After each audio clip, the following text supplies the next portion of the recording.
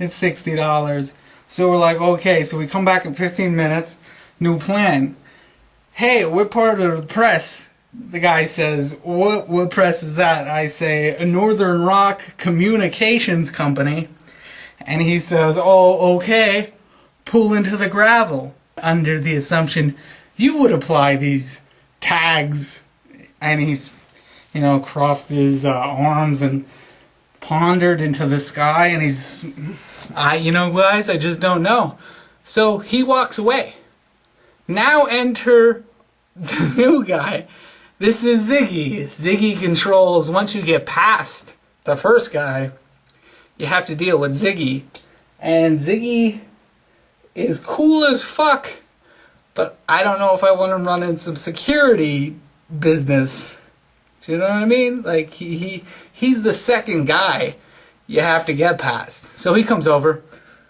I say, we have to take some pictures. And, I don't want to lose my job for this. I'm hired to come down here and take some pictures. Some quality pictures of your festival. And he says, you don't have bracelets. And I say, well, he just told us, I name dropped the last guy we just met.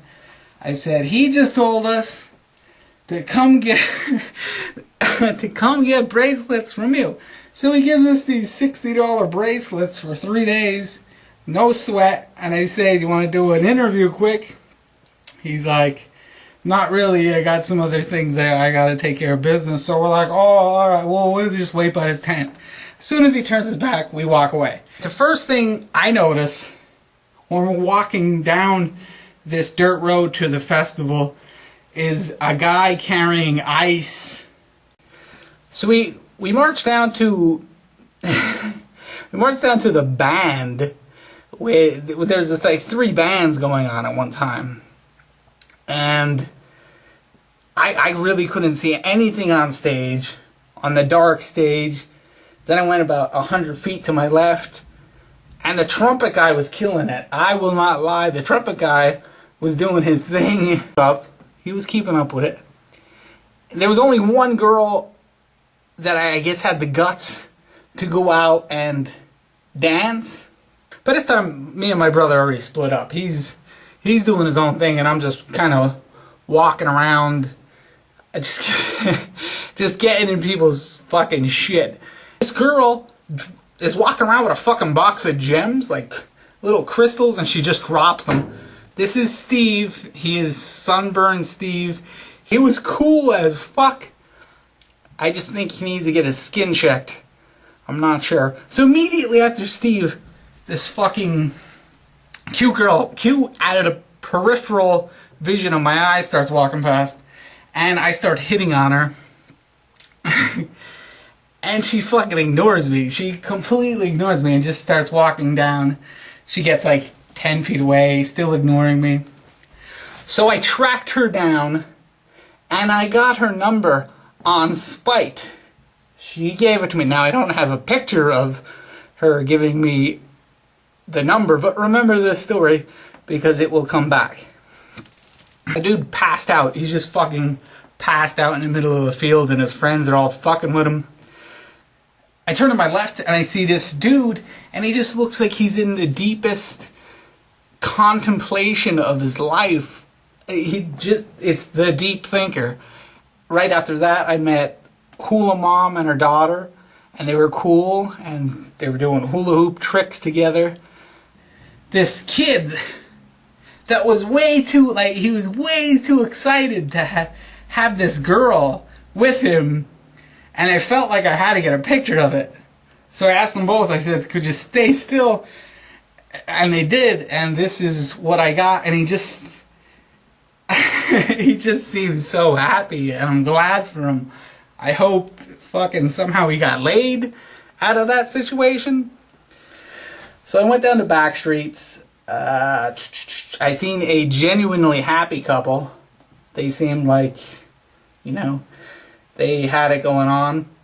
I came to a couple more tents, and I seen a group of people.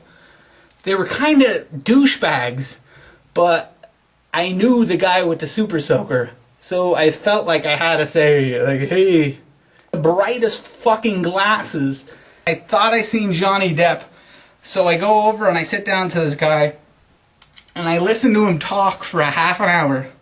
But it was cool, but I didn't know what he was talking about, and I felt like he thought I was a fucking idiot. Like, I was just agreeing with him. I'm like, yeah, that was a good collaboration. I don't even know what the... So I'm sitting there, and I see a ball twirler man. He's just twirling, like, this whole conversation I'm having with this guy. This dude is twirling these fucking tennis balls on a string just for like 20 minutes straight. I leave ball twirling man. Well, he kind of leads me to candle ear, like they're burning a candle on his ear to take out wax. And I mentioned some demons, and then this girl got all like, she thinks there are like real demons, and now they're gonna get us because I mentioned it. And apparently a dog got on the loose somewhere, a little dog, Shih Tzu or something. And this kid fucking bolts out of nowhere, like the fastest I've ever seen a human run in my life. He snatches the dog up, and everybody hurrays. Like, game 7, fucking 3-point shot to win the game. This dog would work for tips, apparently. Remember the snobby girl that dissed me twice and had to fucking track down and get her phone number. So I go to this guy, I say, hey man, here's a phone number of that girl right there. You could call her anytime you want, and you could say you're me. My name is Luke. And he goes, okay, well my name is Mike.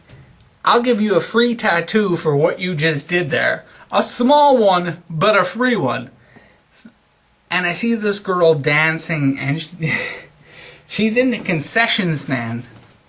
And she is dancing, like swaying her hips like nobody's fucking business. And I swear to God, I wanted to make love to her on the floor of that fucking stand of whatever the hell she was fucking selling. I don't even know. I couldn't take my eyes off her. She was her hips and lower body were just grinding. Amazing is the word I explain here. My friend busted into guitar solo singing, which was better than probably the band's.